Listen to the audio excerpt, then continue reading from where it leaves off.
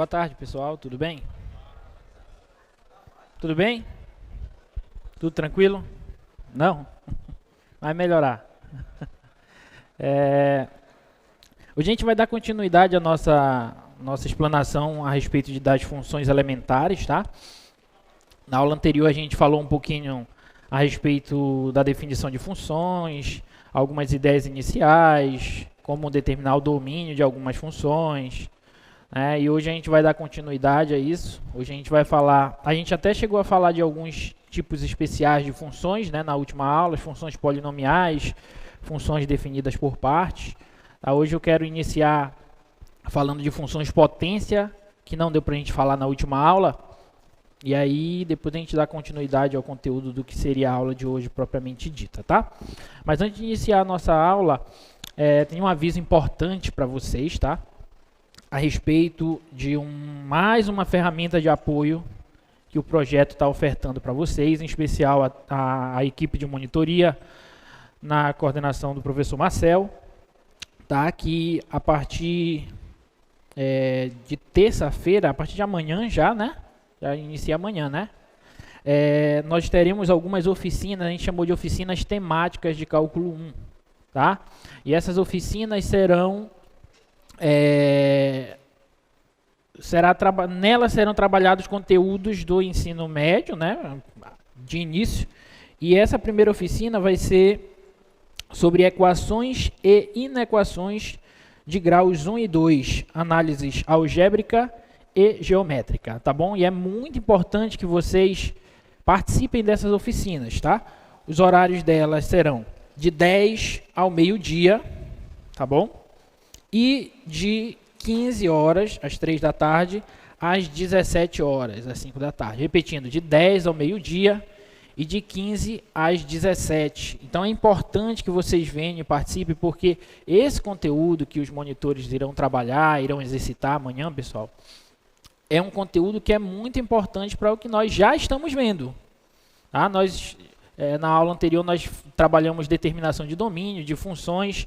Quando a gente for falar de derivada, a gente vai precisar de falar de intervalos de crescimento, intervalo de decrescimento, intervalos onde a concavidade é voltada para cima, para baixo, ponto de inflexão, etc. Então, a gente usa muito essa ideia de inequações, principalmente as inequações do primeiro e do segundo grau, que é o conteúdo que eles irão trabalhar amanhã. Tá? Então, não percam essa oportunidade. Como eu falei na primeira aula, o projeto oportuniza, dá as oportunidades para vocês, né? Dispõe as ferramentas para vocês, mas você tem que ter a responsabilidade e a autonomia de aproveitar essas oportunidades, tá bom?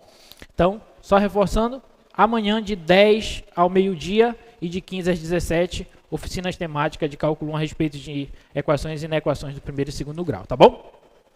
Bom, vamos para a nossa aula, vamos começar a falar um pouquinho do que a gente ficou de falar na aula anterior, iniciando aqui por função potência, tá? Então, função potência é toda função que pode ser escrita dessa forma aqui, ó, f de x igual a x elevado a 1 alfa, onde esse alfa aqui é uma constante, tá? E toda função desse tipo é chamada de função potência, tá bom? Então, vou considerar primeiro que esse alfa, como ele é uma constante em geral uma constante real, ele pode assumir vários valores, né? Ele pode ser natural, por exemplo, ele pode ser inteiro, ele pode ser racional, até mesmo irracional e etc. Tá? A gente vai fazer um breve estudo de casos aqui. Vou considerar que você tem um n natural, tá? Um n natural diferente de zero. E o primeiro caso é que se esse alfa, essa constante, for igual a n, ou seja, se essa constante for igual ao número natural, nós vamos ter exatamente uma função polinomial, só que de apenas um monômio, tá? De x elevado a n. Esse n inteiro, esse n natural. Ou seja, o n pode ser 1, pode ser 2, pode ser 3, 4, 5 e assim por diante. Tá bom? No caso do n ser igual a 1, então a função vai ser f de x igual a x, concorda? F de x igual a x é uma função polinomial de que grau? Primeiro grau, obviamente, né? Eu já estou falando que o n é igual a 1, então tem que ser uma função polinomial do primeiro grau. Tá? No caso aqui seria a função identidade, tá bom? Se o n for igual a 2, aí ficaria x ao quadrado, nós já teríamos uma função quadrática, tá? Se o n for igual a 3x ao cubo, já teríamos uma função cúbica, e assim sucessivamente, tá? Vou até fazer uma ilustração aqui no GeoGebra para vocês.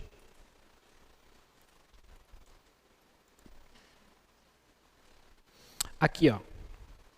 Então, se você tem o n igual a 1, a tua função é x elevado a 1. Belezinha? Se o n for igual a 2, aí a tua função já passa a ser a função x ao quadrado, que é uma parábola. Ok? E o gráfico dela se comporta dessa maneira, como a gente já conhece. X ao cubo é dessa maneira. Tá?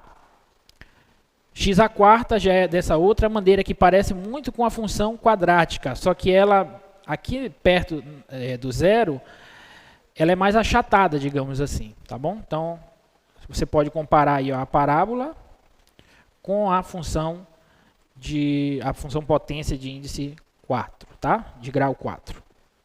Então, x à quinta, ó, x à quinta já parece muito com a x ao cubo, ó, só que também a x à quinta é mais achatada aqui no centro, tá? Em torno do zero. Aí x à sexta, x à sétima, x à oitava, x à nona, x à décima e assim por diante. Observe que quanto maior o grau, mais achatado fica ali em torno do zero, né? O gráfico da tua função. Se a gente der um zoom aqui, eu nem vou dar um zoom muito grande, não está encostando tudo no zero aqui, tá? Está muito perto do zero, mas não está encostando, só no zero mesmo que ela chega em zero. Não vou dar um zoom porque senão pode até travar aqui o programinha, tá? Mas essa é a ideia das funções potências quando o expoente é um número natural. Alguma dúvida? Alguma dúvida? Não? Tá. Agora, o alfa não precisa ser natural. Tá bom? A constante alfa aqui, o expoente, não precisa ser natural. Então, se ele for inteiro, por exemplo, menos n, alfa igual a menos n, o n é natural. Tá?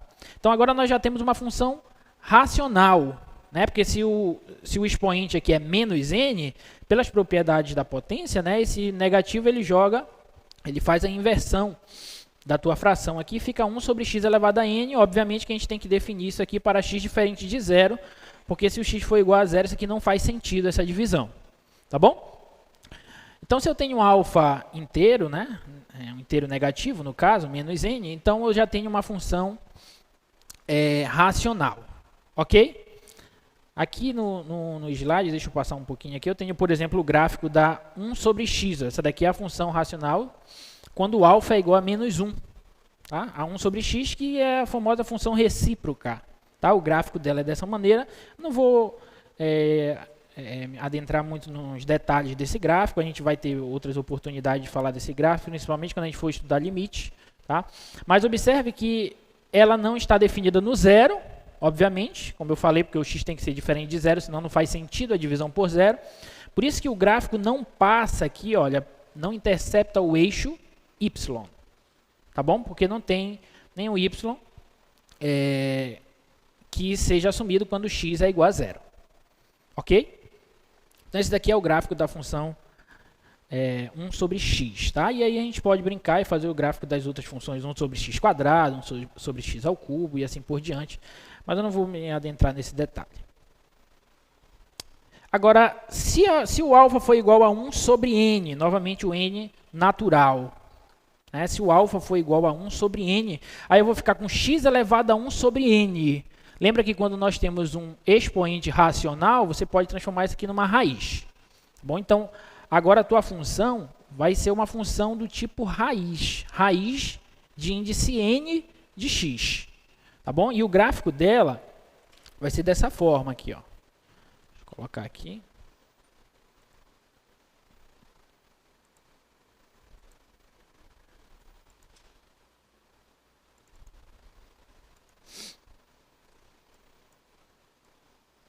Olha só. O gráfico dela vai ser dessa maneira, ó. Se o n for 1, vai ficar 1 sobre 1. Raiz de índice 1 de x é o próprio x, então é a função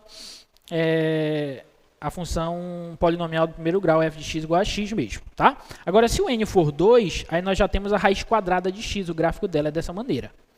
Daqui a pouquinho a gente vai ver como a gente pode obter o gráfico da função raiz quadrada de x a partir do gráfico da x², porque quando a gente faz algumas restrições no domínio e no contradomínio da função x², a gente pode inverter ela, e a inversa dela é exatamente a função raiz² de x, tá? Mas já saibam que o gráfico dela é dessa maneira aqui.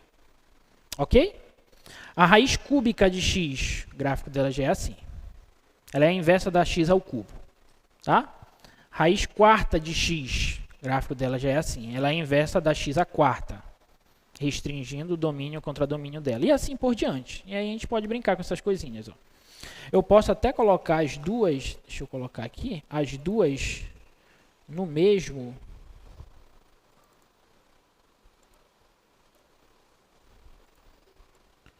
Olha só, essa daqui é a x², e a de verde que vai aparecer é a raiz² de x.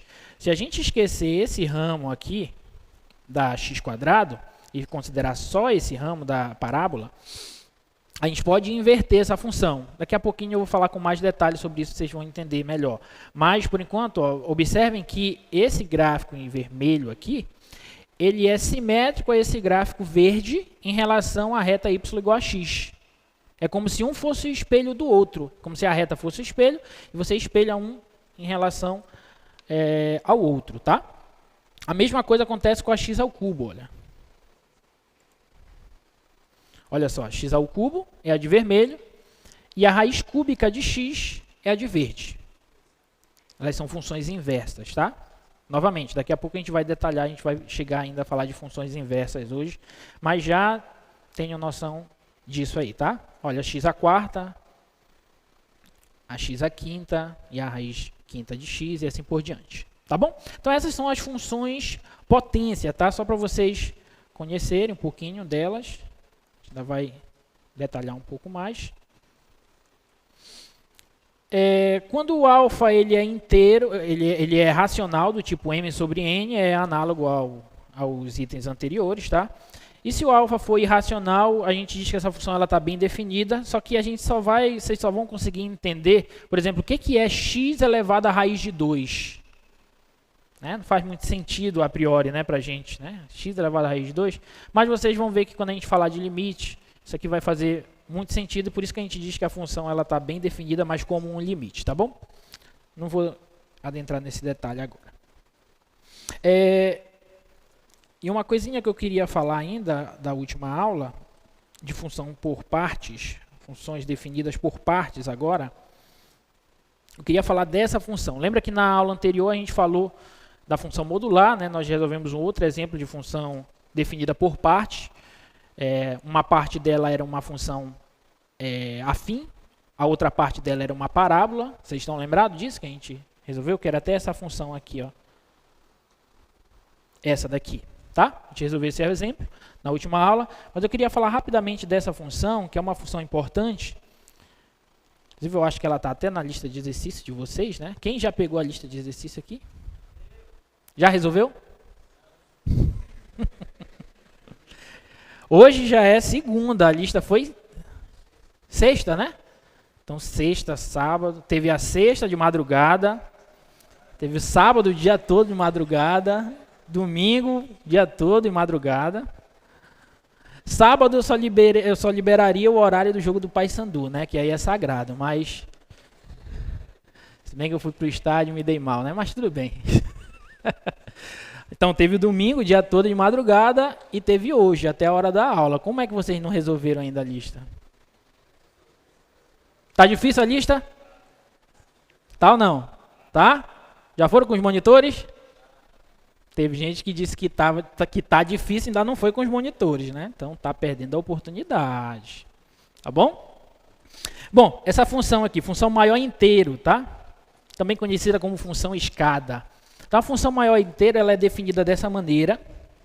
F de x é igual ao maior inteiro de x para todo x pertence a reais. Ela representa o maior inteiro que é menor do que x.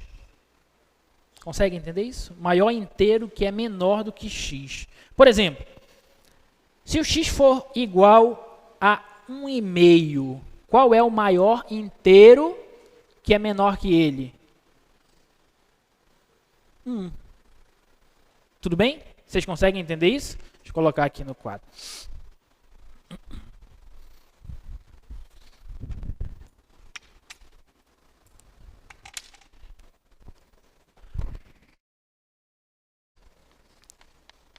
F de x igual ao maior inteiro de x. Para todo x real. Esse A de cabeça para baixo aqui, ele indica para tudo, né? Vocês devem conhecer. Tá? Então, se eu perguntar qual é o maior inteiro de 1,5, eu quero saber qual é o maior inteiro que é menor que 1,5. É 1. Ok? Não tem nenhum outro inteiro menor do que 1,5, além do 1. Ok? Qual é o maior inteiro de 1,9?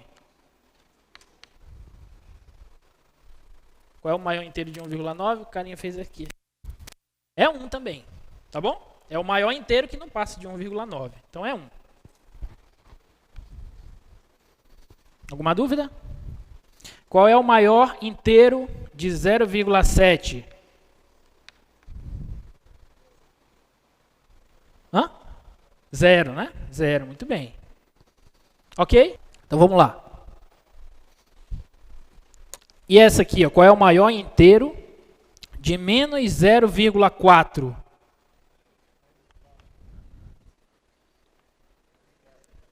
Qual é o maior inteiro de menos 0,4?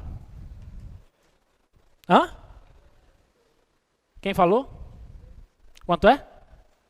Fala, rapaz. 0. Qual é a definição de maior inteiro? Bota lá no slide para mim, por favor. Olha a definição de maior inteiro. É o maior inteiro que é menor que x. O maior inteiro de x é o maior inteiro que é menor que x. Então, qual é o maior inteiro que é menor que menos 0,4? Menos 1. Alguma dúvida? Então, aqui é menos 1. Tá bom? Essa função ela está definida para todos os reais. Ok? Ela está definida para todos os reais. Então, o domínio dela são todos os reais. A pergunta que eu faço para vocês é, qual é a imagem dessa função? Qual é o conjunto? Eu nem estou esboçando o gráfico dela ainda para vocês. Mas, pela definição, você já consegue perceber quem é a imagem dessa função. O que é a imagem de uma função? São os valores que a função assume quando você atribui os pontos do domínio dessa função a ela, tá? Então, qual é a imagem dessa função maior inteiro? Hã? Os reais? X? Não. Conjunto. Quero saber qual é o conjunto que representa a imagem dessa função.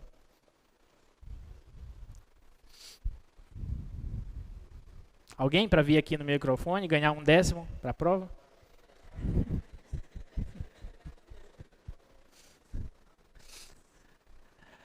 Gente, a função é a função maior inteiro. Maior inteiro.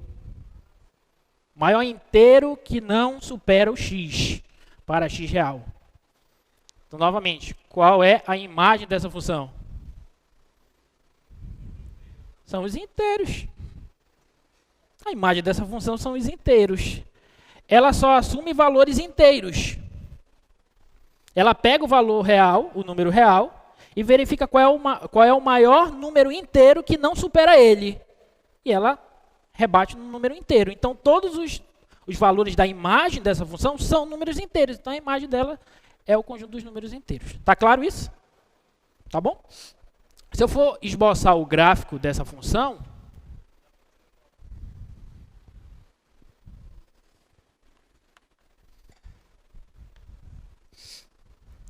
fosse esboçar o gráfico dessa função,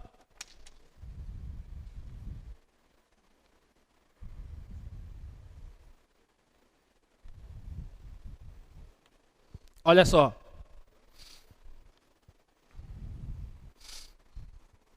Qual é o maior inteiro de 0? 0. O 0 não é inteiro? Então, o maior inteiro de 0 é 0. Então, o gráfico da tua função tem que passar nesse ponto aqui. 0 e 0. Concorda ou não? Qual é o maior inteiro de 1? Hã? É 1, sim ou não? O maior inteiro de 1 é 1. Então, ela pega o 1 e leva bem aqui assim no 1 também, ó. Agora, qual é o maior inteiro de meio? Hã? É 0. Então, ela pega o ponto meio e leva no 0. Qual é o maior inteiro de 0,25? 0. Qual é o maior inteiro de 0,75? 0. Você concorda que todo número real, no intervalo de 0 a 1, o maior inteiro dele vai ser o 0? Então, como é o gráfico da função só nesse intervalinho? É constante e igual a 0. Concorda ou não? Então, o gráfico da tua função é esse aqui, ó.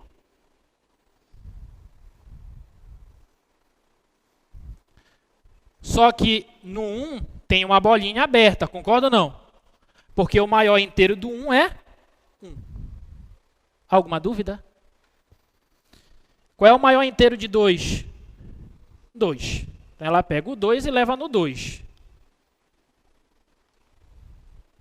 Qual é o maior inteiro de 1,5? 1. Então, ela pega bem aqui e joga bem aqui, ó. De 1,75? 1. Qualquer número real nesse intervalo, o maior inteiro dele vai ser quanto? 1. Então, o gráfico da tua função faz isso aqui, ó.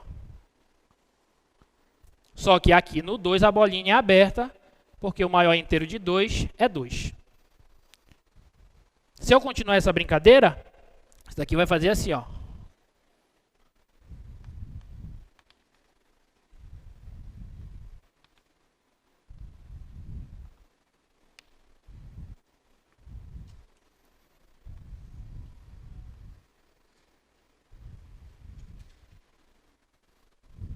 E vai continuar para cá também, né? Menos 1. Ah.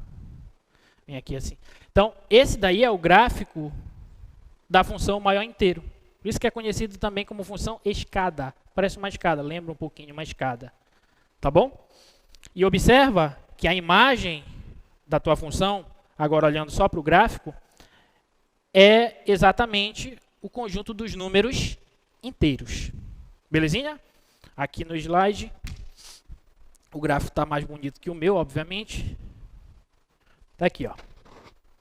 Tá? Esse aí é o gráfico da função maior inteiro de x. Há alguma dúvida, pessoal, nisso aí? Não? Tá. Então, com isso, com essa ideia mais ou menos básica, você já consegue fazer bastante coisa, tá?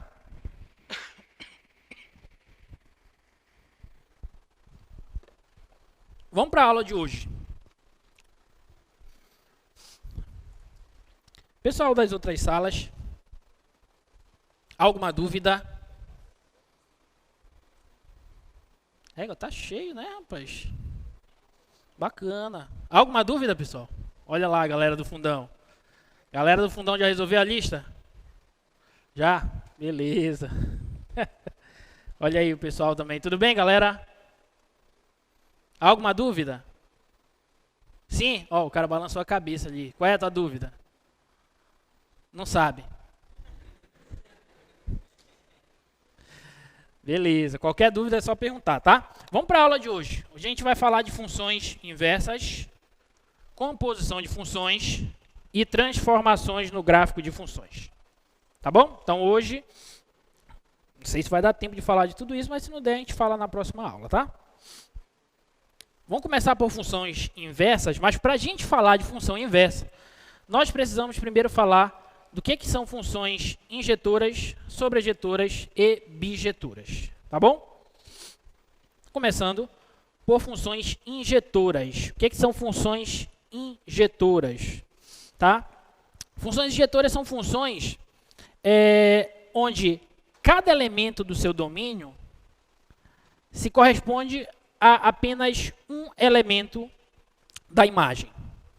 Tá bom? Cada um dos elementos do domínio se corresponde a apenas um elemento da imagem. Significa dizer que, se eu tenho elementos diferentes no domínio da minha função, as imagens desses elementos obrigatoriamente precisam ser diferentes. Essa é a definição básica de função injetora. Tá bom? E dizer isso aqui, pessoal, em símbolos, dizer que se x é diferente de x2, então f de x1 é diferente de f de x2, é equivalente à contrapositiva dela. Não sei se alguém já estudou raciocínio lógico, né? Mas a contrapositiva, você nega a chegada e você obtém a negação da saída, né? Então, a gente pode dizer que se a função possui imagens iguais, então os elementos do domínio são iguais. Na verdade, é o mesmo elemento. Tá bom? Essas duas afirmações são equivalentes, mas, em geral, para a gente provar que funções são injetoras, a gente vai usar mais essa informação aqui. Tá bom? Em termos de diagrama de flash, vamos pegar um diagrama de flashes aqui. Vamos pegar uma função f de A em B. Tá? Você tem um conjunto A. E aqui o conjunto B. Está aqui a tua função f.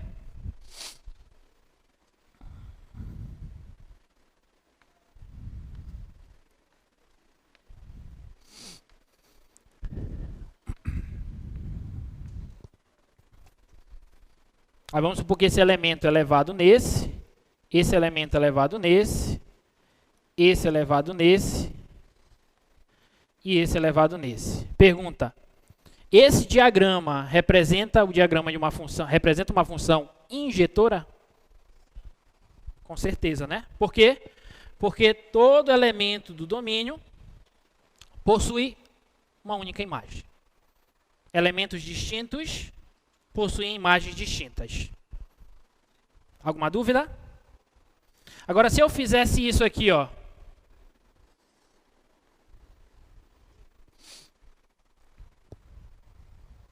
É uma função injetora? Isso é função, pelo menos? Não é nem função, né? Não é nem função. Cuidado. Tá? Agora,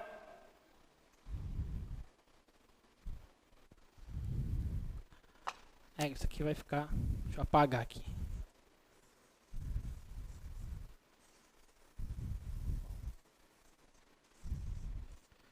Agora, esse aqui, ó.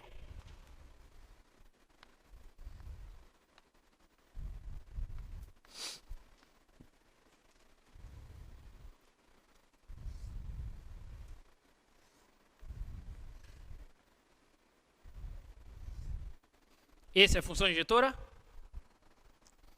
Não, né? Por quê? Porque eu tenho esse elemento e esse elemento que são distintos e possuem a mesma... Então, essa daqui não é injetora, essa função. Ficou claro que é função injetora, pessoal? É claro que eu estou dando um exemplo aqui com um conjunto discreto e tal. Não vai acontecer o mesmo com o conjunto dos números reais, né? Um conjunto discreto. Mas é só para a gente entender. Então, se uma função é injetora,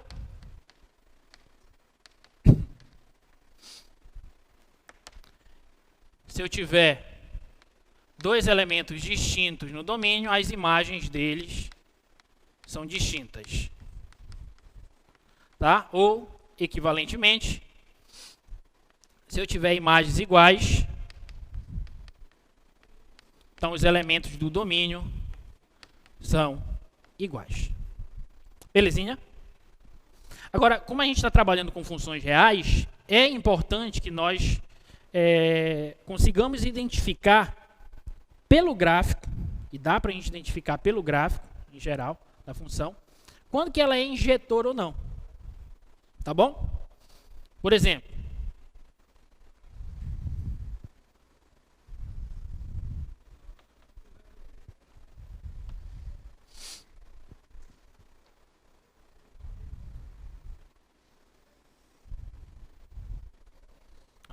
vamos supor que eu tenho esse gráfico aqui, ó, y igual a f de x. Essa função ela é injetora?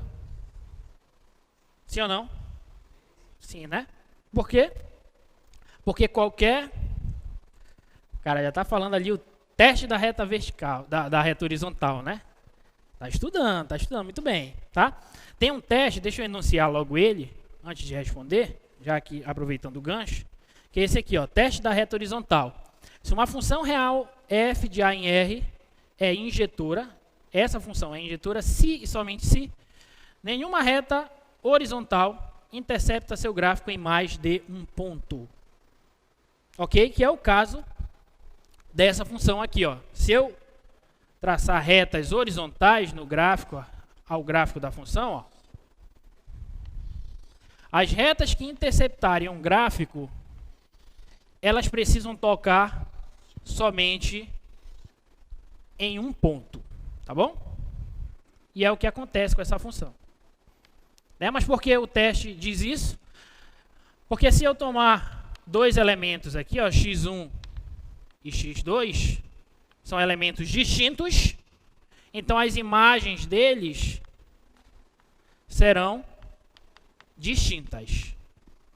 Tá bom? Então o teste da reta horizontal, eu vou traçar retas, o importante é você entender o porquê que você está fazendo aquilo. Tá bom? Não é simplesmente traçar reta e dizer que a função é injetora ou não é. Tá? Mas é importante que você entenda. Por que quando eu faço isso, eu sei que a função é injetora ou não? Por conta disso, porque eu tenho elementos distintos no domínio que vão levar a imagens distintas pela função. Tá bom? Alguma dúvida? Esse gráfico aqui, ó.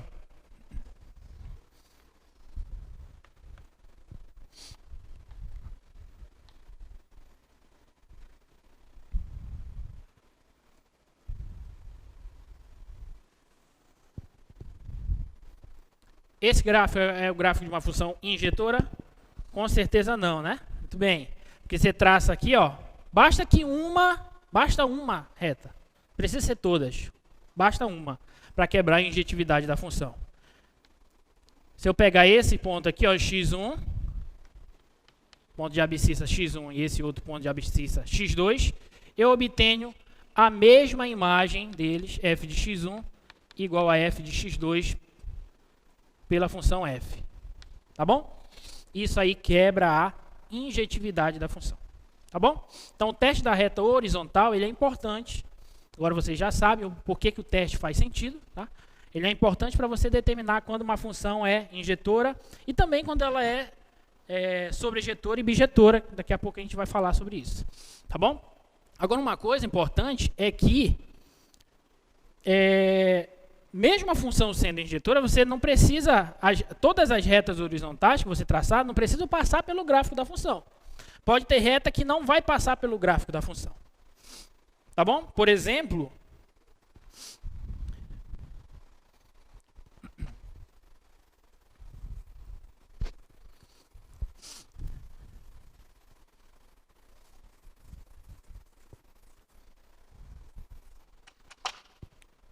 isso aqui, ó.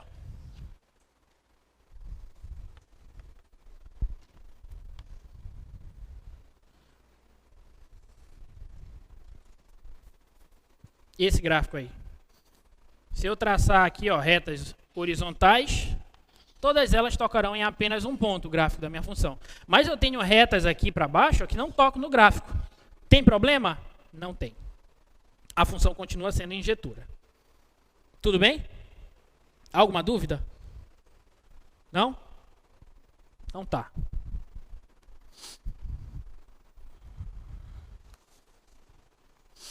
Aqui alguns exemplos, tá? Da ilustração do teste da reta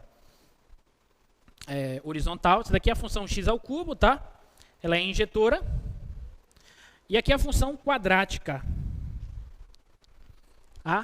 O teste mostra que ela não é injetora, né? Porque eu tenho retas aqui que tocam em dois pontos e, portanto, isso quebra a injetividade da função x². Belezinha? Agora, uma pergunta a respeito dessa função que eu faço para vocês é a seguinte. Nós podemos determinar um outro domínio para a função f de x igual a x², de modo que ela seja injetora? Sim, né? Que olha só, a função f de x igual a x², a gente está definindo, obviamente, ela de R em R. Tá bom? Então, de R em R, a função x², ela não é injetora. Ok?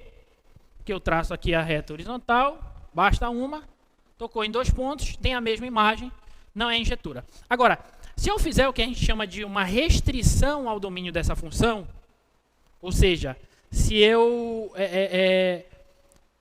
mudar o domínio dessa função, aí essa função, dependendo da mudança, dependendo da restrição que eu faça, aí sim essa função pode passar a ser injetora, tá? Então, a restrição aqui que a gente vai fazer, deixa eu ir para o outro quadro.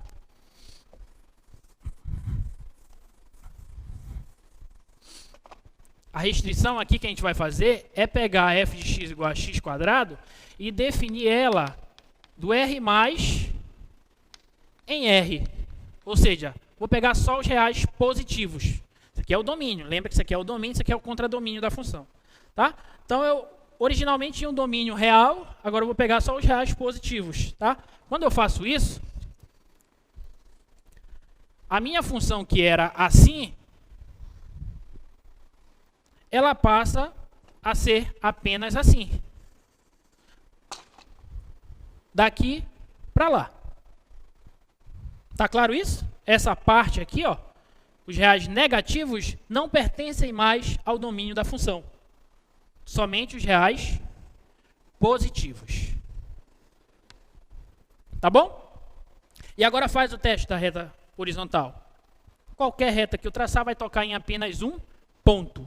E dessa maneira, a função f de x igual a x², ela passa a ser injetora com essa restrição aqui. Tá claro? Então, como você tem uma função que não é injetora, é provável que você consiga fazê-la tornar-se injetora. Ok? Com as restrições devidas ao seu domínio. Alguma dúvida? Não? Então, vamos para funções sobrejetoras, tá? O que é uma função sobrejetora? Uma função, ela é dita sobrejetora se a sua imagem é igual ao seu contradomínio. Ou seja, a imagem, estou definindo f de a em b, então a imagem da função f é igual ao b, esse b é o que a gente define de contradomínio da função. Ok? Mas como assim, professor, dizer que a função é sobrejetora quando a imagem é igual ao seu contradomínio? Vamos pegar um exemplo.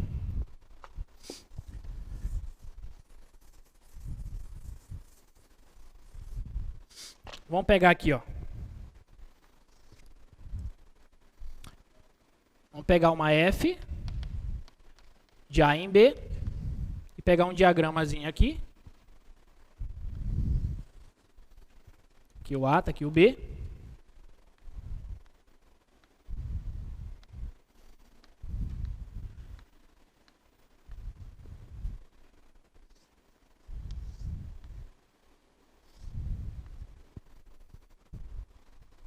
Essa função aí, ela é sobrejetora? Não é sobrejetora. Porque o que é a imagem de uma função? É aquele conjunto que possui os elementos que se associam aos elementos do domínio dessa função. Tudo bem? Então, ó, os elementos que são associados aos elementos do domínio dessa função, pela função f, são esse e esse.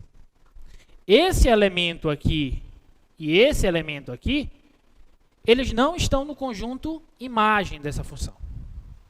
Tá claro isso? Então, nesse caso aqui, estou falando para você que a imagem dessa função, ela é diferente do contradomínio dessa função, que no caso é o conjunto B. Belezinha?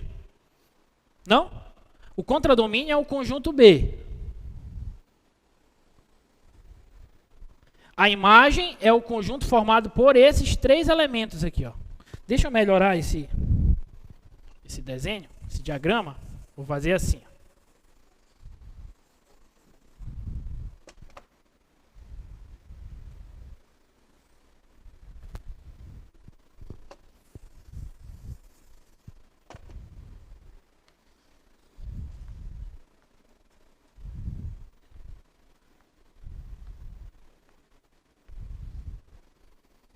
porque esse venha com esse venha com esse e esse venha com esse. Tá bom? Esses três elementos aqui, ó, o conjunto formado por esses três elementos aí, é o conjunto imagem da função. São os elementos que estão associados a elementos do domínio da tua função. Tá bom? Então, esse conjunto aqui, ó, é o que a gente chama de imagem de f. Tá bom, tia? Alguma dúvida? Não? Então, observa, eu tenho elementos sobrando no contradomínio da função. Então, a imagem da função é diferente do contradomínio dela. E, portanto, nesse caso, f não é sobrejetora ou sobrejetiva. Tá bom? Agora, se eu não tivesse esses elementos, se eu não tivesse ninguém sobrando aí sim a imagem seria igual ao contradomínio e aí sim ela seria sobrejetora. Belezinha? Tá? Mas nesse exemplo aqui não era o caso.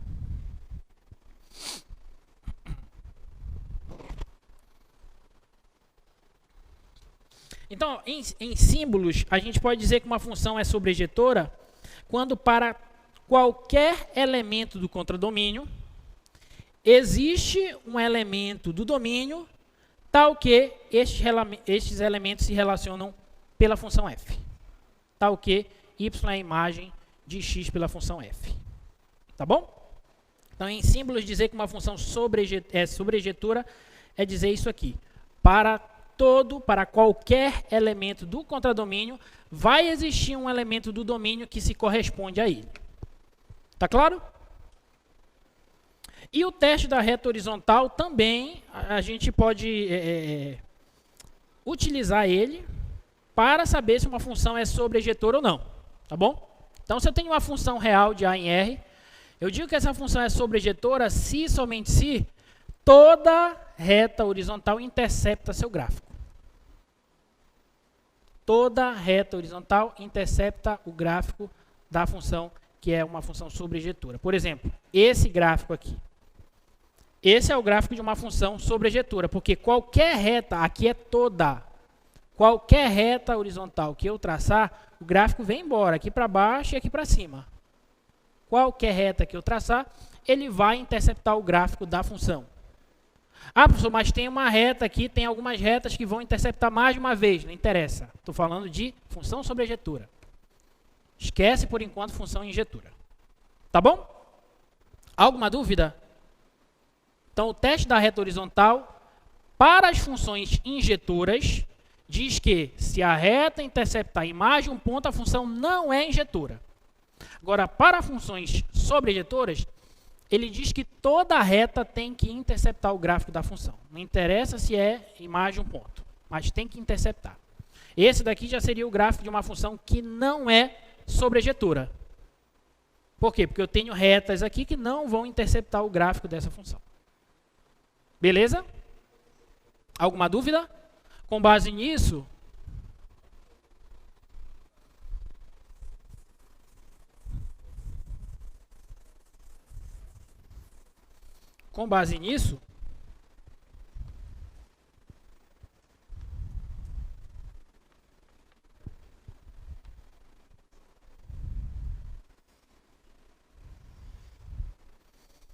o gráfico da função y igual a f de x igual a x quadrado. A gente já viu que essa função aqui não é injetora. Pergunta, ela é sobrejetora? Também não, né? Porque eu tenho aqui, ó, retas horizontais que não interceptam o gráfico da função.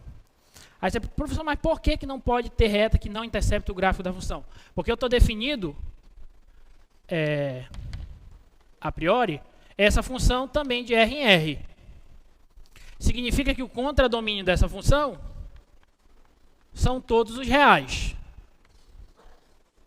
Em geral, quando a gente está trabalhando com funções reais, a gente considera o contradomínio dela conjunto dos números reais. Tá bom? O domínio pode mudar, mas o contradomínio, em geral, é o conjunto dos números reais. Aí, dependendo da questão, pode ser que se faça alguma alteração. Tá? Mas, a priori, a gente está considerando sempre o contradomínio igual aos reais. Então, isso significa, quando eu traço retas horizontais que não interceptam o gráfico da função, eu estou dizendo que existe y que pertence ao contradomínio da função, que não está relacionado com nenhum elemento do domínio da função. Isso quebra a sobrejetividade da função. Tá ok? Por isso que o teste da reta horizontal pode ser descrito dessa maneira para funções sobrejetoras. Alguma dúvida, pessoal? E aí, diga seu nome e curso, por favor. Marco Antônio. Pode levantar o microfone. Marco Antônio, Engenharia da Computação. Professor, beleza. E para retas, por exemplo, 1 sobre x, que ele não vai encostar no eixo x, a reta, ela vai ser considerada sobrejetora ou não? Como é que faz? 1 sobre x? Assim, isso. 1 sobre x é assim, né?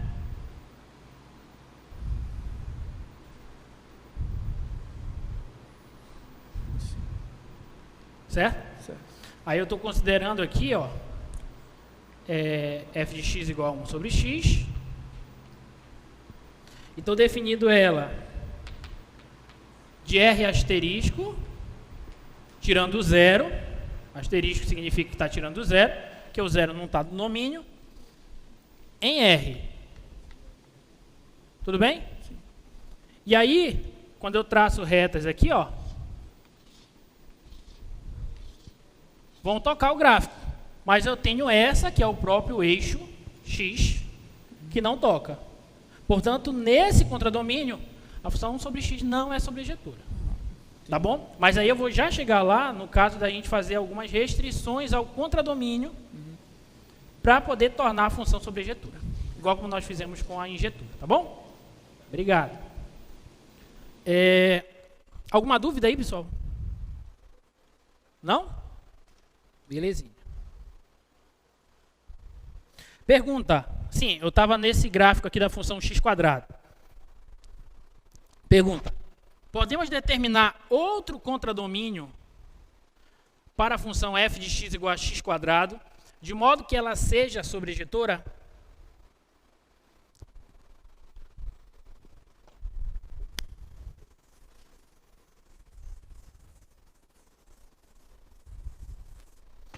Aqui. A gente já viu que, definida a função f de x igual a x² de r em r, o contradomínio dela são todos os reais, e, portanto, eu vou ter elementos aqui que não vão se corresponder com nenhum elemento do domínio da função, portanto, ela não será sobrejetora. Ok? Agora, tem como eu fazer alguma modificação, alguma restrição ao contradomínio dessa função, de modo que eu a torne sobrejetora? Sim, né? Qual é a restrição?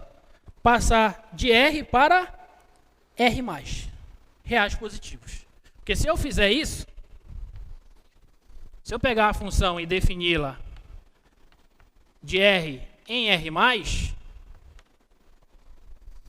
essa parte aqui de baixo já não me interessa. Já não faz mais parte do contradomínio da função. O contradomínio da função vai ser apenas essa semirreta aqui positiva, dos reais.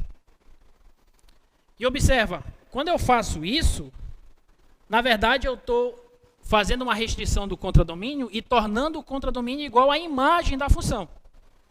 Tá bom? Então eu estou tornando, na verdade, a imagem da função igual ao contradomínio da função, que é exatamente a definição de sobrejetividade de funções. Tá bom?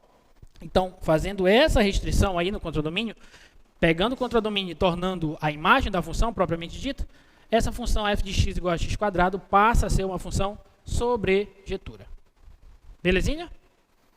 Alguma dúvida? Não? Então tá. Então a gente já sabe que é uma função injetora, já sabe que é uma função sobrejetora, e por fim a gente chega na definição de função bijetora. Uma função é chamada de bijetora quando ela é injetora e sobrejetura.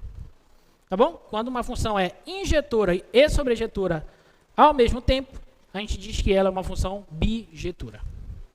Belezinha? Tá bom? E aí, para a função bijetora, a gente também pode aplicar o teste da reta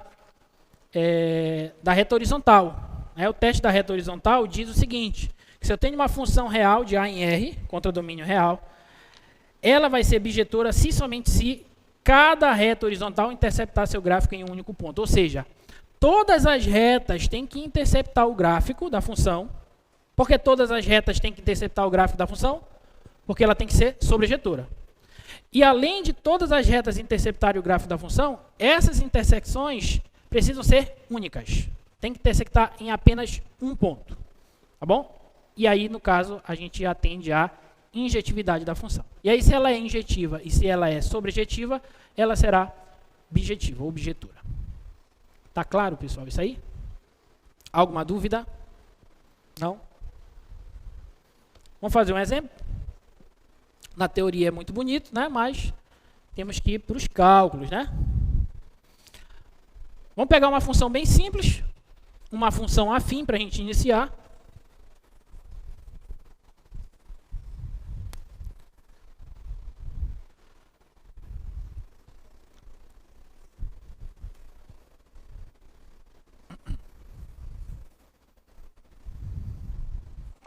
F de x, vou pegar f de r em r, dada por f de x igual a 2x mais 3. Tá? Quero saber se essa função é injetora, sobrejetora e bijetora. Tá bom? Então, como é que a gente faz para verificar se essa função é injetora? Primeiro, eu tenho que verificar aquela propriedade que eu falei para vocês. Se a função é injetora, elementos distintos do domínio possuem imagens distintas. Ou, equivalentemente, imagens iguais levam a elementos do domínio iguais. Em geral, a gente vai usar essa daqui que é mais simples, mais tranquila de trabalhar. Tá bom? Então, como é que a gente faz? Se eu pegar um x1, obviamente estou pegando x1 e x2 pertencentes aos reais, que é o domínio da função. Tá bom? Então, quem que seria o f de x1? Eu pego o x1 e jogo na função. Então, o f de x1 é 2x1 mais 3. Isso aqui vai ter que ser igual, considero isso aqui igual, ao f de x2. Substituo na função. F de x2 vai ser 2 vezes x2 mais 3. E aí, para demonstrar essa afirmação aqui, eu tenho que sair daqui e chegar nisso. Se eu conseguir sair daqui, claro, não assassinando a matemática, né? Fazendo as continhas direitinho, bonitinho, obedecendo as propriedades, etc. Se eu conseguir sair daqui e chegar aqui, eu provo que a função é injetora. Tá bom? Essa daqui é bem simples, né? Porque aqui eu posso somar em ambos os lados por menos 3, né? Isso aqui vai cancelar. Então, eu vou ficar com 2x1 igual a 2x2. Né? E agora, se eu dividir por 2, 2 é um número diferente de 0, então isso aqui cancela. Então, eu chego em x1 igual a x2. E, portanto, com isso, eu já provei que a função f é injetora.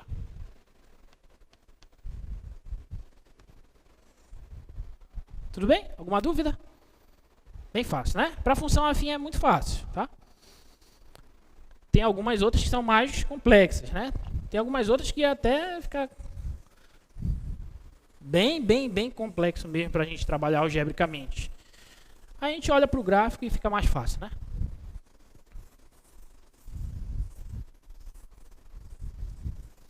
Letra B.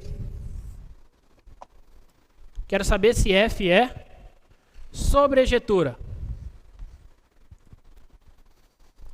Como é que a gente faz para saber se é sobrejetora? Lembra da definição de função sobrejetora? Se eu tenho uma função f de A em B, ela é sobrejetora, f é sobrejetora,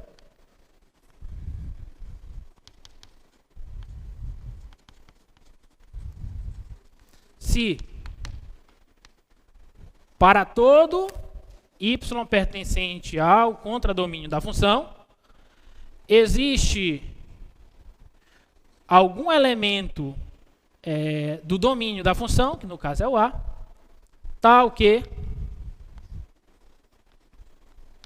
o y é igual ao f desse elemento x. Ou seja, qualquer elemento que eu pegar no contradomínio, todo e qualquer elemento que eu pegar no contradomínio, tem que existir pelo menos um elemento do domínio que se relaciona com ele pela função. Como é que eu faço isso? Agora nessa função aqui. Faço assim, ó. A função é f de x igual a 2x mais 3. Tá? Então eu tenho que pegar um y no contradomínio. Qualquer y que pertence ao contradomínio. Então eu vou pegar um y. A função é definida de R em R, né? Então eu vou pegar um y real, seja y real. Pertence ao contradomínio da função. Tá bom? Então eu vou pegar esse y e vou colocar aqui no lugar do f de x e vou ver se eu consigo encontrar um x que se relacione com ele pela função f. Eu obtei isso aqui, ó. Tá bom? Então temos. Vou pegar aqui y, vai ser igual a 2x mais 3. E aí agora eu vou tentar achar esse x.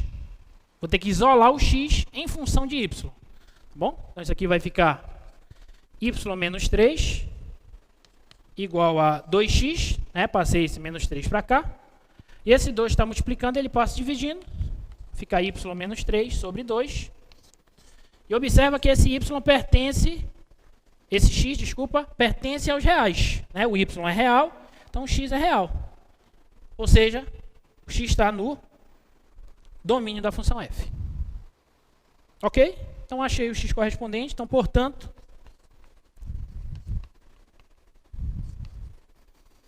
f é sobrejetura.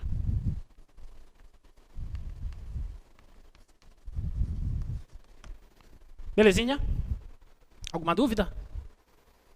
Então, se f é injetora e sobrejetora, então f é bijetora. Então, a dificuldade é mostrar que ela é injetora e sobrejetora, né? A letra C é o mais fácil. Como? Mas se acostumem a escrever, tá? Se acostumem a escrever, porque na hora da tua prova você tem que escrever o que você está fazendo. Tá? Não adianta, na letra C, F é bijetora. Tá? Mas por quê? Tá? Então, escrevam corretamente. Como F é injetora e sobrejetora, então F é bijetora. Agora sim. Pronto. Então está mostrado que aquela função é uma função de fato injetora, sobrejetora e, portanto, bijetora. Na verdade, toda função afim, toda função polinomial do primeiro grau, ela é uma função bijetora. Tá? E aí eu deixo como dever de casa, tarefa, bem fácil, tá? Mostre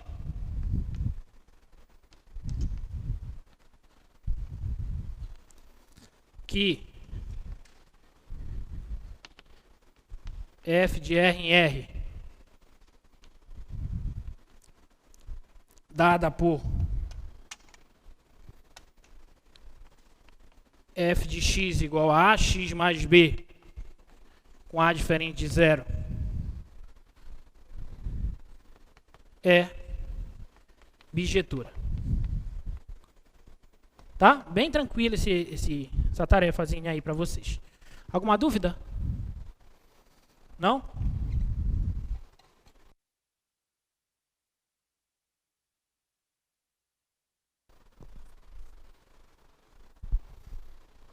Vamos fazer mais um?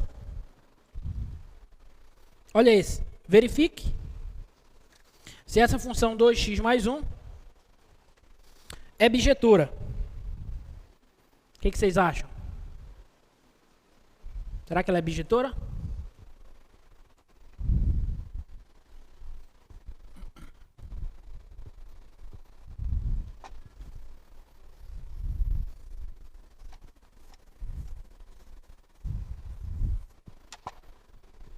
Então a função é f de x igual a 2x mais 1 sobre x menos 1. Quero verificar se ela é bijetora. Primeira coisa que a gente tem que verificar é o quê?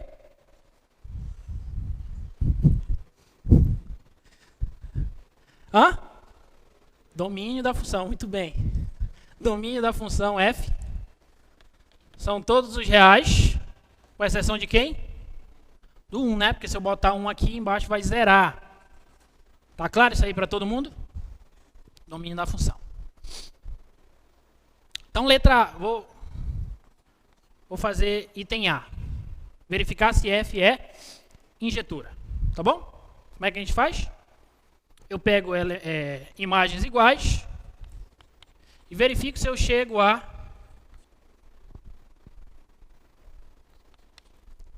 elementos do domínio iguais. Tá? Então, se as imagens são iguais, eu pego o x1 e aplico na f. Tá bom? Então vai ficar 2x1 mais 1 sobre x1 menos 1. Isso aqui vai ter que ser igual. Aí eu pego o x2 e também aplico na f. Então 2x2 mais 2 sobre x2 menos 1. E aí eu vou mexer nessa equação e vou ver se eu chego no x1 igual a x2. Se eu conseguir chegar, a função é injetora. Belezinha? O que é que eu posso fazer aí nessa equação? Posso multiplicar cruzado, né? Tem algum problema? Não, né? Então eu multiplico aqui, ó. Então eu vou ficar com 2x1 mais 1 vezes x2 menos 1. Isso aqui vai ter que ser igual a x1 menos 1 vezes 2x2 mais 2. Tá? Aí aqui eu tenho que aplicar a distributiva. E aqui também. Então eu vou ficar com 2x1 x2 menos 2x1 mais x2 menos 1. Isso aqui tem que ser igual. 2x1. Obrigado. Obrigado. É um décimo. Tá, onde é que... 2x1, x2, 2x menos, x2 menos, tá. Agora esse com esse, bem aqui é 1. Então, 2x1, x2, mais x1, menos 2x2, menos 1. Tá bom? Lembrando que x1 e x2 pertencem ao domínio da função f. Ou seja, x1 e x2 estão nesse conjunto. x1 e x2 não podem ser 1. Tá bom? Só pra gente... Então, agora eu posso cancelar, né? Pelo cancelamento, esse cancela com esse. Esse menos 1 cancela com esse. Tá bom? E aqui eu tenho que menos 2x1 mais x2 tem que ser igual a x1 menos 2x2. Aí se eu pegar esse x1 e jogar para lá, esse menos 2x2 jogar para cá, vou ficar com x2 mais 2x2 igual a x1 mais 2x1. Tá bom? Vem para cá que a coluna não aguenta mais.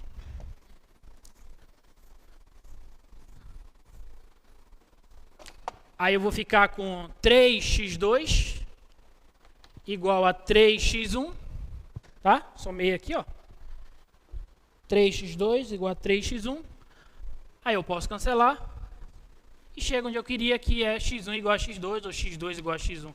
Tanto faz. E, portanto, a função é injetora. Alguma dúvida? Alguma dúvida? Não? Tá.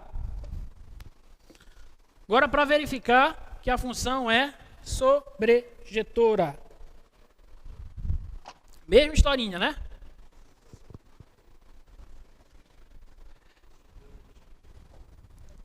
Ah, obrigado.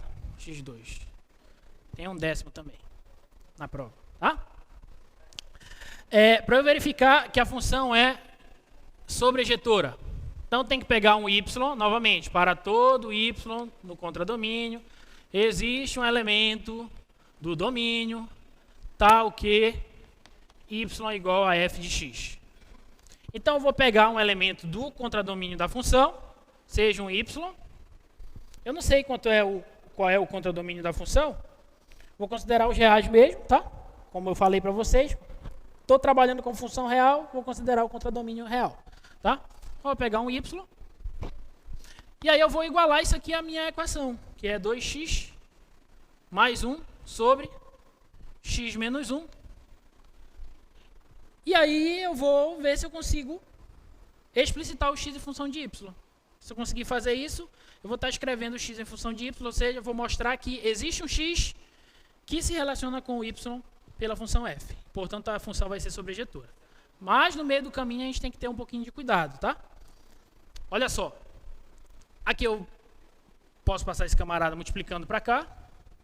Então vai ficar yx menos y igual a 2x mais 1, tá? Já multipliquei aplicando a distributiva, ó, esse com esse e esse com esse. Belezinha? Aí eu vou isolar o x. Então, vou deixar aqui, ó, yx. Vou pegar esse 2 que está positivo e jogar para cá, menos 2x. Esse y que está negativo eu jogo para lá, y mais 1. Tá bom? Como eu quero isolar o x, eu vou pegar esse x, ponho ele em evidência. Y mais 1. Belezinha? Aí eu pego esse y menos 2 e passo ele dividindo. Y menos 2. Aí eu obtenho, estou pegando o y real, tá? Vou até trocar aqui. Vou logo mudar aqui. Colocar y pertence aos reais, que é o contradomínio da função. Tem que mostrar que existe um x que pertence ao domínio da função, que são os reais menos 1. Tal que isso acontece. Tá bom? Então passei dividindo e obtive isso. E aí, consequentemente, a função será sobrejetora. Sim ou não? Aí tá errado. Não é. Aqui é que você tem que ter muito cuidado. Nas continhas, nos detalhes de matemática, você tem que ter muito cuidado.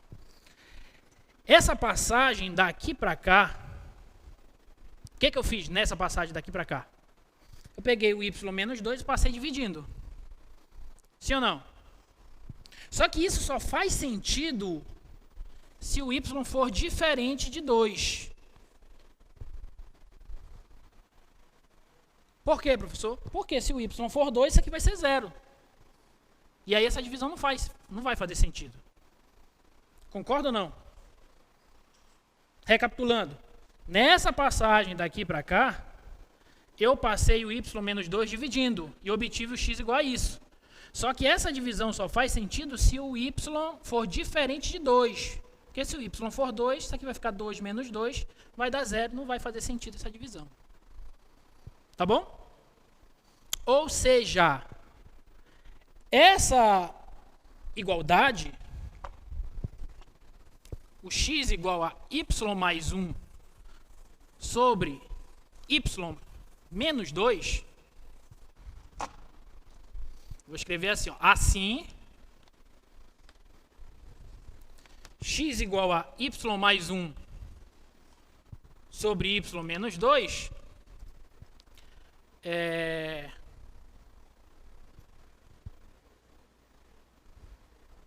está bem definido, não, faz sentido para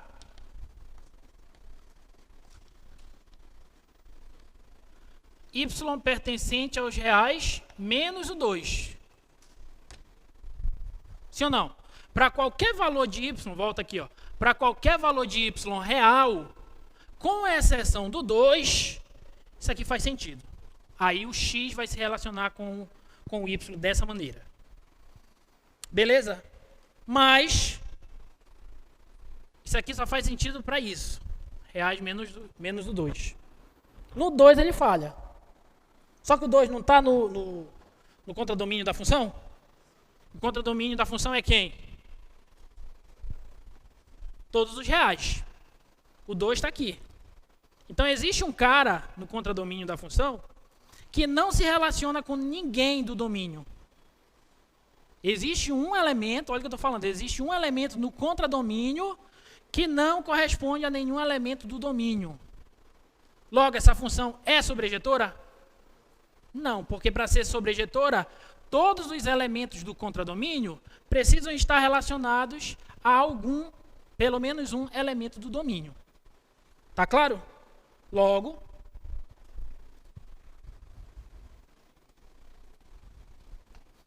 F não é sobrejetora. Ela não é sobrejetora definida em R. Contradomínio definido em R. Mas se eu pegar o contradomínio e tirar esse contradomínio e restringir ele à imagem da função, que é o R-2, aí sim a função passaria a ser sobrejetora. Tá claro? Que é aquela historinha que eu falei das restrições para vocês.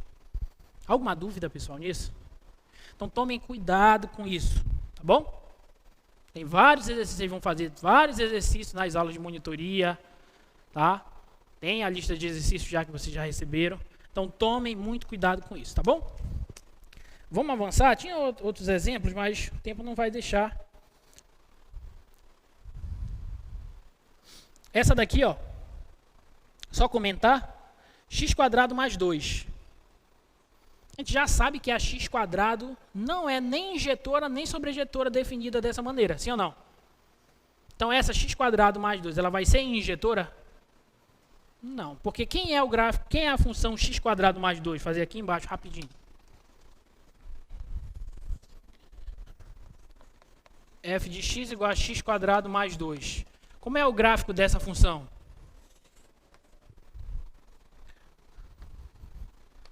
Você pega a x², que era assim, ó. E esse fator mais 2, ele te manda subir 2 unidades o gráfico dessa função. Faz um deslocamento vertical para cima. Tá bom? Daqui a pouquinho a gente vai falar de transformações no gráfico. A gente vai detalhar mais isso. Mas, por enquanto, já saibam que o gráfico da tua função vai fazer isso aqui, ó. Tá? Ele vai passar bem aqui no 2. Beleza? Então, aquela mesma historinha. Se eu traço reta horizontal, pelo menos uma delas vai passar em 2 pontos e, portanto, a função não é injetora. Tá bom? Como eu estou definindo ela de R em R, eu traço uma reta aqui, ela não toca no gráfico da função e, portanto, ela não é sobrejetora. Se ela não é injetora e muito menos sobrejetora, ela não será bijetora. Pronto. Tá bom? Alguma dúvida? Beleza. Vamos avançar. Vamos falar de função inversa. Agora sim, a gente falou de tudo isso, função injetora, função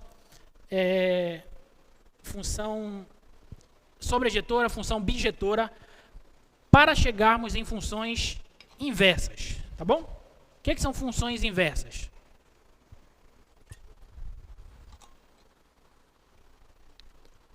É o seguinte, para a gente conceituar a inversa de uma função, definir a inversa de uma função, a gente primeiro tem que estar de mão de uma função bijetora.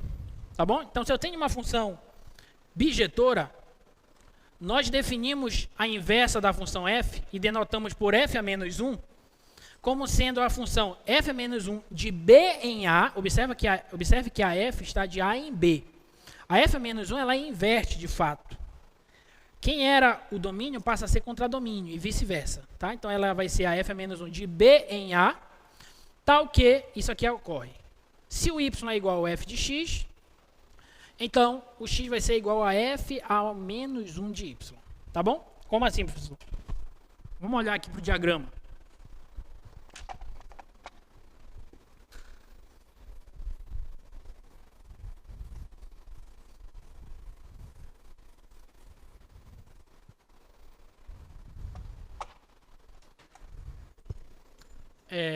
Eu tenho uma função f de A em B.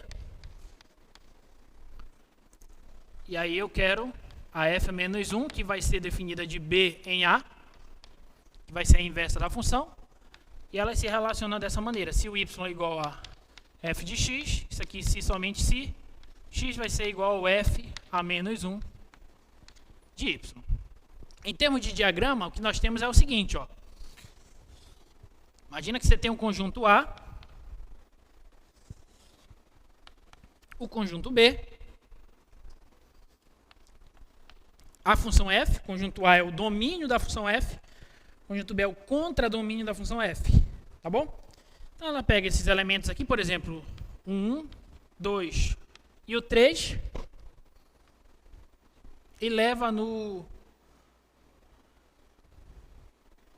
casinha, bolinha, florzinha. Tá bom? Aí ela pega esse camarada aqui, ó. O 1 leva na casinha, o 2 leva na bolinha, o 3 leva na florzinha. Isso aqui é a função f. Tá bom? Observa que para eu falar de função inversa, a função original ela precisa ser o quê? Bijetura. Só faz sentido falar de função inversa se a função for bijetura. Tá bom? Aí, o que a f a menos 1 vai fazer? A f a menos 1 vai pegar o conjunto B, os elementos do conjunto B, e vai levar nos elementos do conjunto A. Então, os elementos que eram do contradomínio da função f serão agora os elementos do domínio da função f a menos 1, da inversa dela. Tá?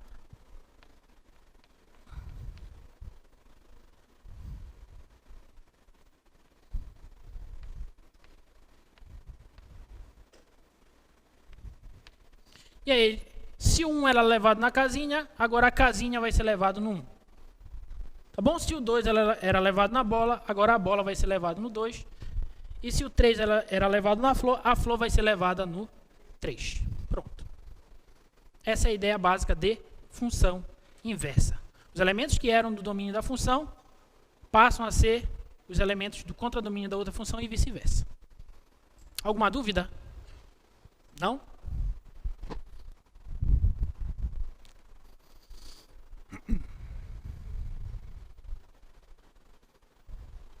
Olha esse exemplo. Dadas as funções abaixo, determine as suas inversas. Tá bom? Vamos pela letra A. A letra A é f de x igual a x ao cubo.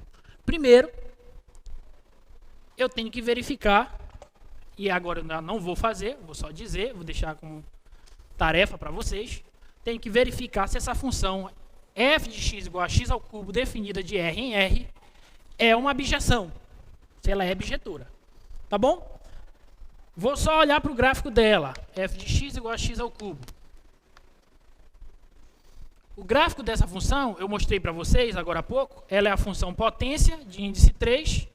O gráfico dela é mais ou menos assim, ó. Tá bom? Olhando para o gráfico dela, ela é injetora? Sim. Ela é sobre-ejetora? Sim. Portanto, ela é bijetura. Tá bom? Vou omitir os detalhes. Vocês já sabem. Tá? Então, F é bijetura. Agora eu tenho que encontrar a inversa dela. O que diz a inversa da função? Olha para cá. Ela diz que se y é igual ao f de x, isso aqui é verdade se somente se x vai ser igual a f a menos 1 de y. O que eu tenho que fazer? Eu vou fazer, nesse caso aqui, para encontrar a inversa de uma função, o mesmo que eu fiz para verificar se a função é sobre-ejetora. Eu vou dar um certo y e vou tentar isolar o x em função de y. Se eu conseguir fazer esse caminho inverso, eu vou encontrar a inversa da função. Tá bom? Então, nesse caso aqui, ó, eu pego y igual a x ao cubo, eu tenho que isolar o x em função de y, que é isso aqui, ó, que está falando. Tem que isolar o x em função de y. Tá bom? E esse daqui é muito fácil, né? Porque isso aqui é verdade se somente se o x vai ser igual a raiz cúbica de y. Observa que eu estou tomando x e y reais, tá? Porque a função aqui, essa função aqui, f, é definida de r em r. Então, os dois são reais. Só que mesmo os dois sendo reais, raiz cúbica de um número real, tanto positivo quanto negativo, faz sentido, está bem definido. Raiz cúbica de menos 8 é menos 2. Tá bom? Então, faz sentido isso aqui. Então, esse daqui vai ser a função inversa da função y igual a x ao cubo. Só que aí vocês devem lembrar que a gente escrever a função inversa em função de y, como a variável dependente de y, não é muito legal. Tá? Então, você pega aqui e escreve assim, ó, a f a menos 1 dessa função aqui, ó. Só que você escreve em x mesmo, tá? Vai ser igual a raiz cúbica de x. Você faz a conta com x e y, quando chegar no final aqui você substitui o y por x, tá bom? Então esse daqui vai ser a função raiz cúbica de x. Beleza? Essa função é a inversa dessa função aqui. Alguma dúvida? Não? Tá. Agora, se fosse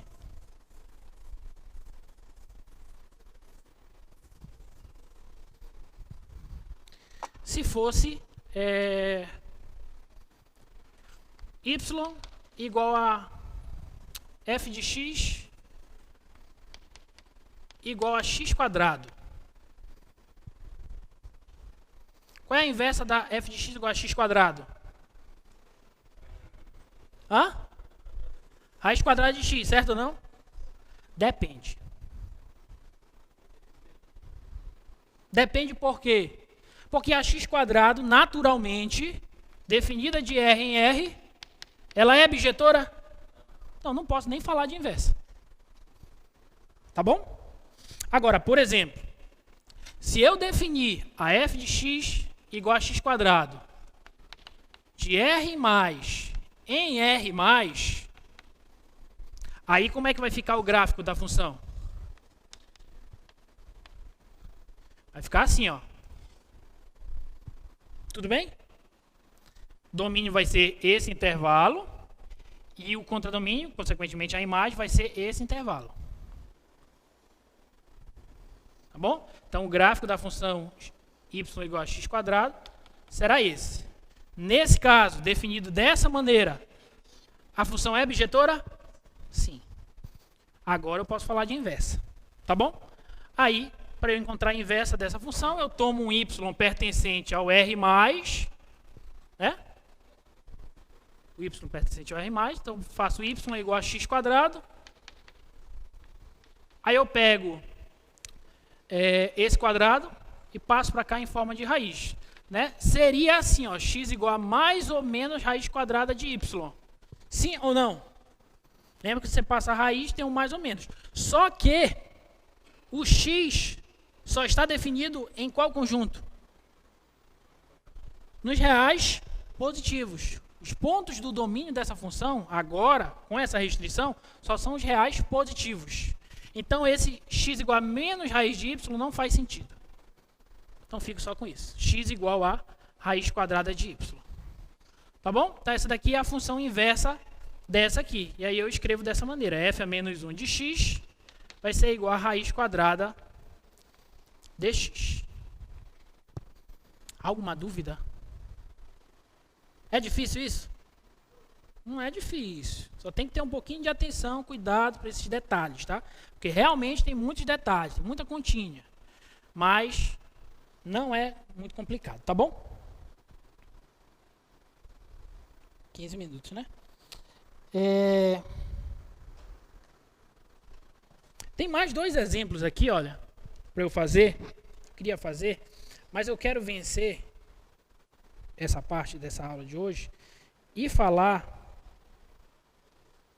de transformações no gráfico, tá? Eu vou deixar esses dois exemplos aqui para vocês, letra B e letra C, tá? Na próxima aula eu posso fazer um dos dois, Mas tem uma outra coisa que nesses 15 minutos eu queria falar, que são transformações no gráfico. Mas antes de falar de transformações no gráfico, deixa eu só falar dessa propriedade geométrica aqui das funções inversas, tá? Podemos utilizar uma ideia geométrica para identificar uma função e a sua inversa, que é a seguinte. Sejam f e sua inversa f a menos 1. Então, os gráficos de f e f a menos 1 são simétricos em relação à reta y igual a x. Como assim, professor? Olha só.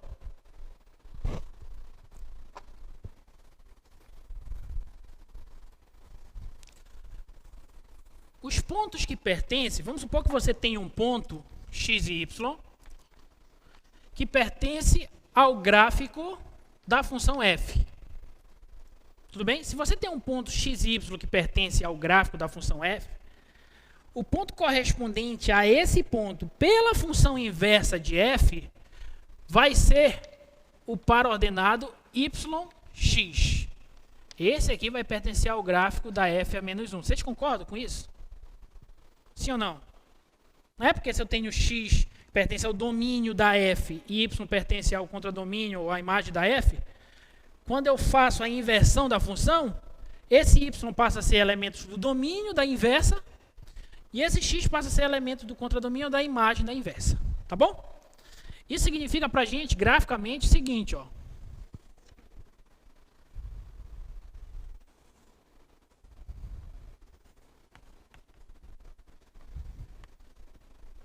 Que se eu tenho um gráfico assim, ó. Esse daqui é o gráfico da função f, tá?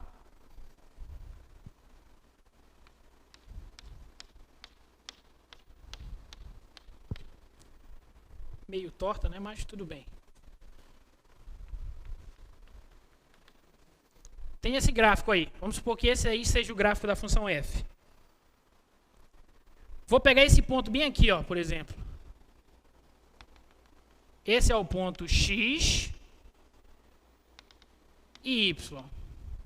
Para ordenado x e y. Para ficar mais fácil, eu vou dar números. Vou atribuir números. Vamos supor que esse aqui seja 1 e esse aqui seja 3. Tá bom? Então, o ponto 1 e 3 pertence ao gráfico da função f. Qual é o ponto correspondente a esse que pertence ao gráfico da função f a menos 1? 3 e 1. Então, o 3 e 1 vai ser o correspondente a esse ponto, só que pertencendo ao gráfico da f a menos 1. Tudo bem? Aí você pega aqui, ó, 1 mais ou menos aqui, e o 3 mais ou menos aqui, assim. Ó. Então, esse ponto vai pertencer ao gráfico da f a menos 1. E aí você faz essa brincadeira para todos os pontos. Tá bom? Eu pego um outro ponto aqui, ó. Aí ele vai estar assimétrico, vai estar por aqui, assim, ó. Aí eu pego um outro aqui, ele vai estar por aqui. No final, a brincadeira vai ficar assim, ó.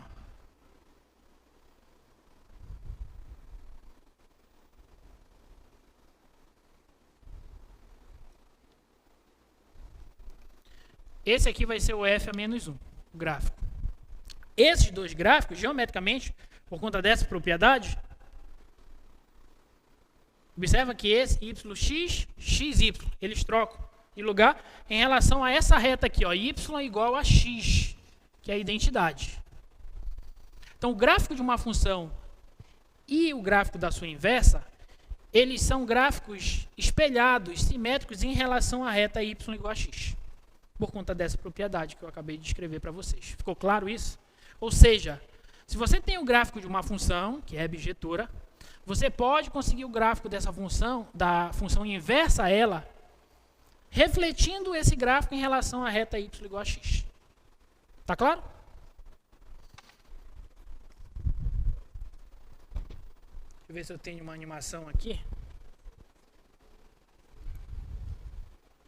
Ah, tá aqui já. Olha só.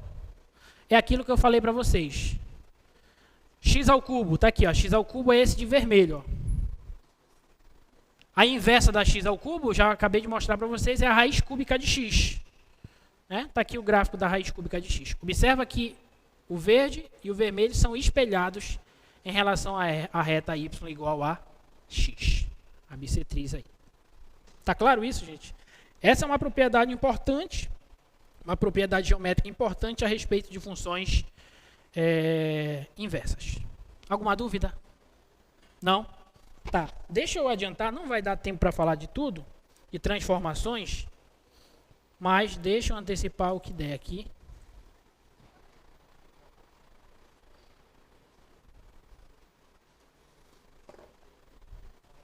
Ainda tinha composta. Eu vou deixar a composição de função para outra aula.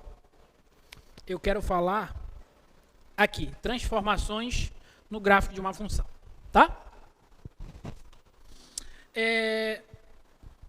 Quando você tem o gráfico de uma função, quando você, tendo o gráfico, você acrescenta determinados parâmetros à tua função, o gráfico da tua função original ele é modificado, tá bom? E é importante você saber quais as possíveis transformações que o gráfico de uma função pode sofrer, porque conhecendo essas transformações, você pode obter gráficos de função a partir do gráfico de outra função dada. Por exemplo,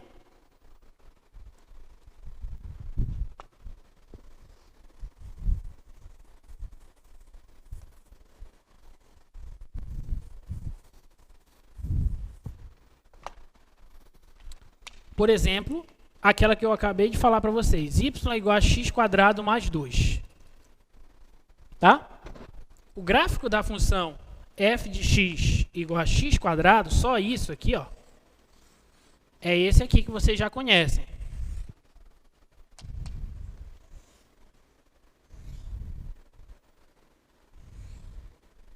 Tá bom? Esse é o gráfico da função f de x igual a x². Belezinha? Mas se eu quero saber qual é o gráfico da função y igual a x² mais 2, aí o que eu faço? Olha só, a x² ela pega um certo x, e a imagem desse x vai ser, obviamente, x². Se eu pego 1, a imagem aqui vai ser 1² que dá 1. Se eu pego 2, a imagem vai ser 2² que dá 4.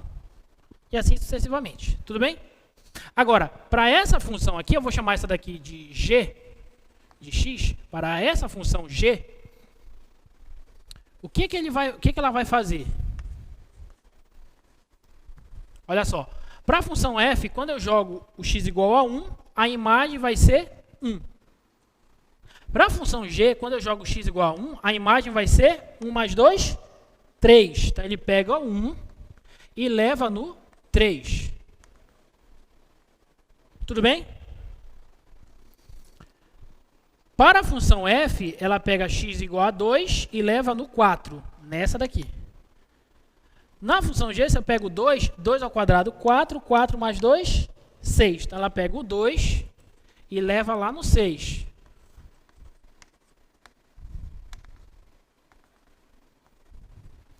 Se eu pegar o x igual a 0, na função f, vai ser 0 e 0, sim ou não? Se eu jogar o 0 aqui, 0 mais 2, vai passar bem aqui, ó. Então, todos os pontos do gráfico da função f, eles são deslocados quantas unidades para cima? 2 unidades. Então, o gráfico dessa função vai ser isso aqui, ó. Mais ou menos. Tá ok? Analogamente, se a função fosse f de x igual a x² menos 2, como seria o gráfico dessa função? Eu pegaria o gráfico da x² e deslocaria verticalmente para baixo 2 unidades. Então, faria isso aqui, ó. Passaria bem aqui no menos 2. Que originalmente ela passa no 0. Desço 2 unidades. Tá claro? Em geral,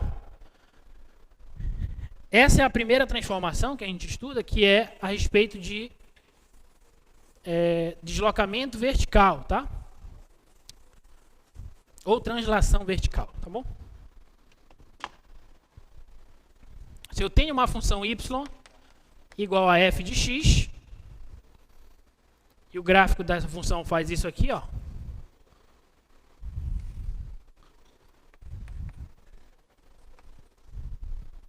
O gráfico dessa função faz isso. faz isso aqui.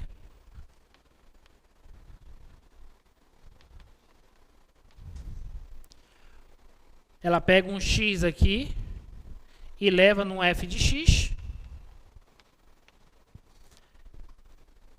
A partir dessa função, eu posso obter o gráfico da função f de x mais uma constante c. Tá bom? Eu somo todas as imagens da função a essa constante c. E aí vai depender se o c é positivo ou negativo. Se o c for positivo, o gráfico da tua função, ele sai daqui e vem para cá assim, ó. É o mesmo gráfico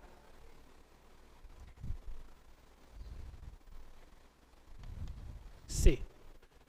Se o C for positivo, tá? F de x mais C. Agora, se o C for negativo, deixa eu baixar mais essa reta aqui, para ficar bonitinho.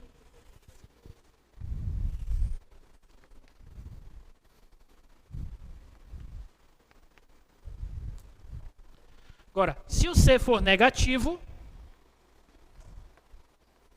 aí ele pega os elementos, as imagens da tua função e desce C unidades, já que o C eu estou considerando agora negativo, tá? Então ele pega esse gráfico e faz isso aqui, ó. Y igual a f de x mais C, só que com um C negativo aqui. Aqui é com um C positivo. Bom, então ela pega e joga bem aqui, ó.